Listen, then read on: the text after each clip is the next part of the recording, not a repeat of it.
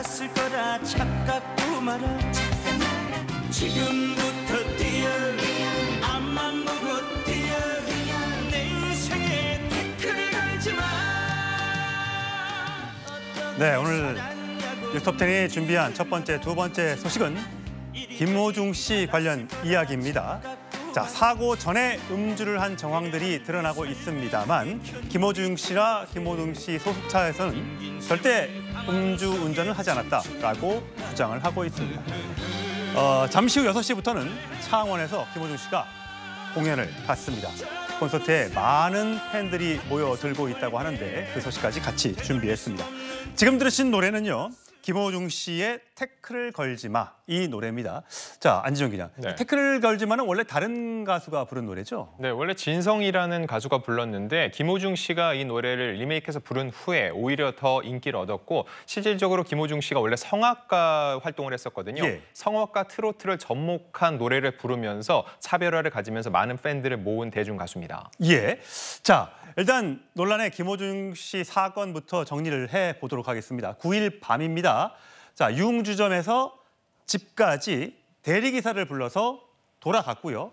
그다음에 50분 뒤, 그러니까 집에서 본인의 차를 다시 몰고 나와서 저기 맨 왼쪽에 있는 사진은 대리운전기사가 몰고 간 세단차고요. 여기는 SUV 차량인데 본인의 김호중 씨의 차입니다. 50분 뒤에 자택에서 다른 술집으로 가는 중간에 본인이 운전하다 사고를 냈고요. 여기에 이제 음주운전이냐 아니냐 여기에 논란이 있는 거고요. 그리고 나서 사고 5분 뒤에 현장에 있는 200m 거리에 있는 장소에서 누군가와 통화를 하는 모습이 저희 채널A 카메라에 CCTV에 포착이 됐습니다. 그리고 나서요. 10일입니다. 새벽을 넘어가는데 1시 50분쯤에 한 매니저와 구리시 호텔로 이동을 합니다. 그 앞에 있는 편의점에 들려서 이렇게 캔 맥주를 사는 모습이 또 CCTV에 이렇게 포착이 됐습니다. 아까 입었던 옷과는 좀 다르죠. 마스크를 썼고요. 반팔로 갈아입었습니다. 저 정황이 혹시 본인이 김호중이라는 거를 알리지 않게 하기 위해서 옷을 바꿔 입은 건 아니냐 그런 의혹도 있는 겁니다. 그리고 나서 비 매니저가 경찰에 자수를 하는데 본인의 처음에 의사였다고 했다가 소속사 대표가 본인이 그렇게 지시를 했다라고 주장을 했습니다. 그리고 나서 오후 4시 반, 그 이튿날이죠. 사고 17시간 만에 경찰에 출석했는데 절대 음주운전은 아니고 공황장애 증세가 있어서 사고를 냈지만 자리를 뜬 것이다 라고 주장하는 게 현재까지 드러난 정황입니다. 자, 안지정 기자, 저 새벽 1시 50분쯤 호텔에 가서 그다음에 편의점에 들어서 캔 맥주를 샀다. 저건 어떤 정황입니까? 일단 저 내용들은 많이 보도가 나서 알고 계실 겁니다. 그러면 일련의 재구성 상황 속에서 이해가 안 되는 점만 제가 몇 개 찝어보겠습니다. 첫 번째, 맨 처음 유흥주점에서 자택으로 할 땐 대리기사 차량으로 왔죠. 조수석에 앉았습니다.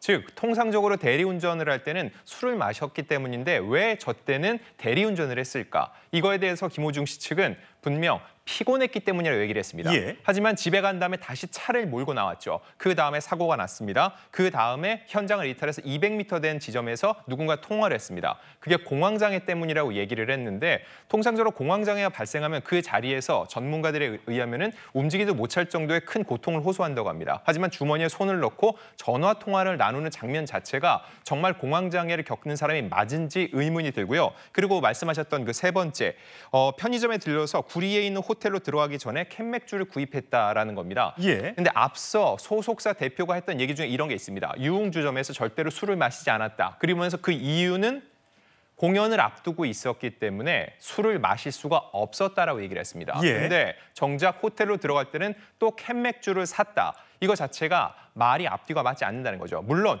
이 캔맥주는 매니저가 먹기 위함이고 김호중 씨가 먹지 않았다라고 주장을 할 수 있습니다. 예. 다만 하나 생각해 볼 점은 김호중 씨가 저기까지 이동하는데 매니저가 태우고 갔죠. 결국 그 매니저는 운전을 해야 되는 사람입니다. 근데 언제 운전해야 될지 모르는 매니저가 캔맥주를 사갖고 들어가서 매니저만 마셨고 김호중 씨는 마시지 않았다? 이거 역시 논리적으로 볼 때 합리적 의심이 들 수밖에 없는 대목이라는 거죠. 그렇군요. 강성필 부위원장님. 근데 이거 말고도 사실 저게 술집에서 있었던, 그러니까 유흥업소에 머물렀던 시간이 한 7시 반부터 11시 한 10분 사이, 한 3시간 넘게 있었대요.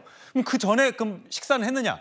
그 전 식사 자리도 있었는데 그 전에도 지인들과 함께 소주 5병을 나눠 마셨다.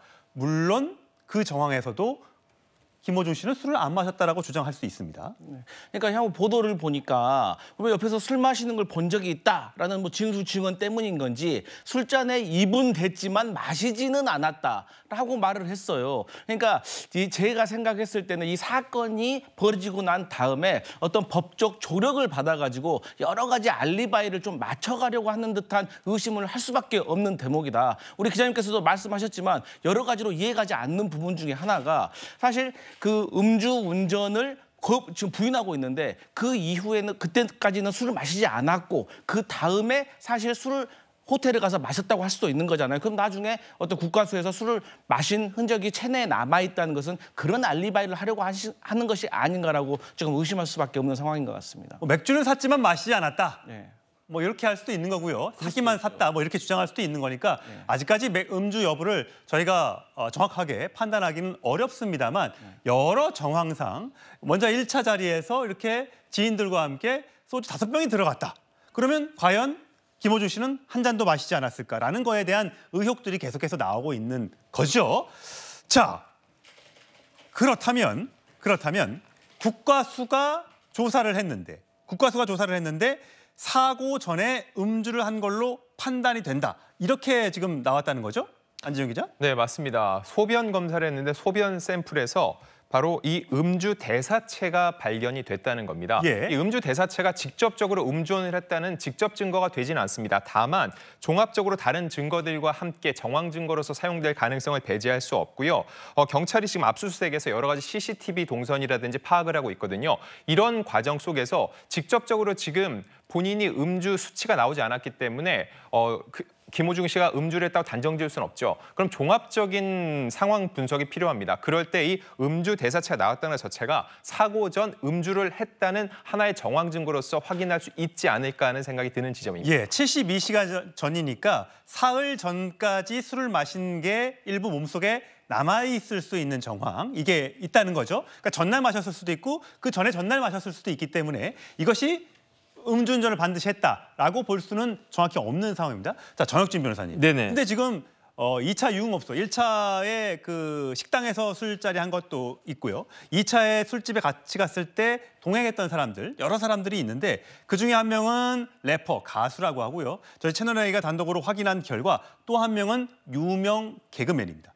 두 사람을 아마 참고인으로 조사해서 한 명은 이미 조사를 했다고 하고 한 명이는 불러서 또 조사를 할 걸로 보입니다. 네네. 그들이 만약에 음주를 안 했다라고 하면 그 음주 여부를 그 혐의를 벗을 수 있는 겁니까?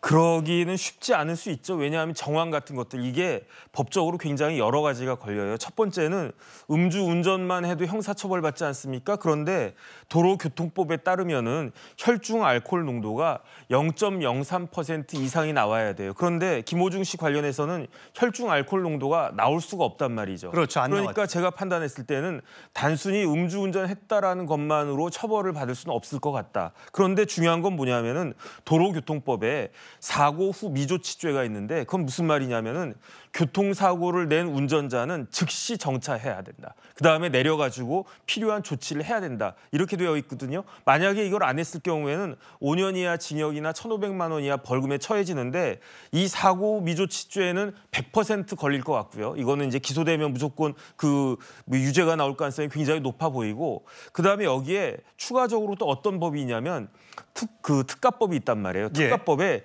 도주 차량죄가 있는데 도주 차량죄는 피해자가 다쳐야 돼요. 그런데 그 영상을 갖다가 봤더니 그 김호중 씨가 운전하는 그 대형 SUV가 중앙선을 넘어가지고 그 택시를 좀 덮치는 그런 모습 있지 않았습니까? 저런 식으로. 예. 그런데 저 정도로 사람이 다치나 뭐 그런 생각이 들 수 있는데 택시 운전사가 그 전치 2주 그 진단서를 냈단 말이죠. 예. 이렇게 사람이 다치게 되면은 이 도로교통법상의 사고 미조치죄를 넘어서 가지고 도주 차량죄가 될 수 있단 말이에요. 특가법에 어떻게 되어 있냐면 사고 운전자가 피해자를 구호하는 등의 조치를 취하지 않고 도주했을 때에는 이때는 이제 형이 확 뛰어가지고 징역 1년 이상이라고 하면 30년까지도 가능하다는 얘기거든요. 그다음에 뭐 500만 원 이상 3천만 원 이하 벌금에 처해질 수 있고 그래서 아마 도주 차량죄까지도 제 생각에는 나올 가능성이 큰데 핵심은 뭐냐면 똑같은 특가법에 어떤 그 범죄가 있냐면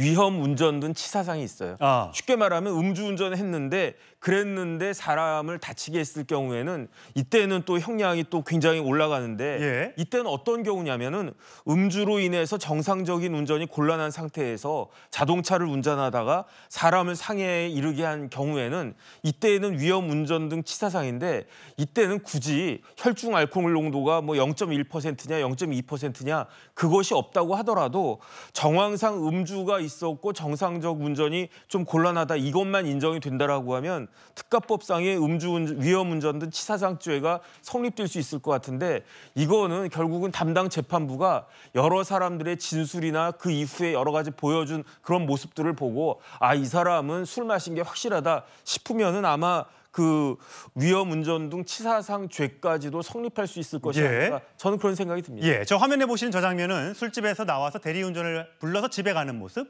지금 장면은 집에 가서 본인의 차로 갈아타고 저렇게 택시를 들이받는 모습. 그 이후에 주변을 서성이면서 전화하는 모습까지 저희가 CCTV를 확보해서 보여드리고 있습니다. 그리고 나서 저렇게 경기도 모텔로 이동한 뒤 그 앞에 있는 편의점에서 맥주와 과자를 사는 모습까지 저희가 확보를 해서 전달해 드리고 있습니다. 자, 허준석 대변인, 네. 과거에 기자 생활을 하셨으니까 네. 사실 음주운전 사회부 시절에 음주운전 취재 같은 걸 해보셨을 텐데 지금 보면 말이 처음부터 똑같으면 초지일관 같으면 아, 그런가 보다, 그럴 수도 있나 보다라고 하는데 말이 계속 지금 바뀌고 있지 않습니까? 해명이.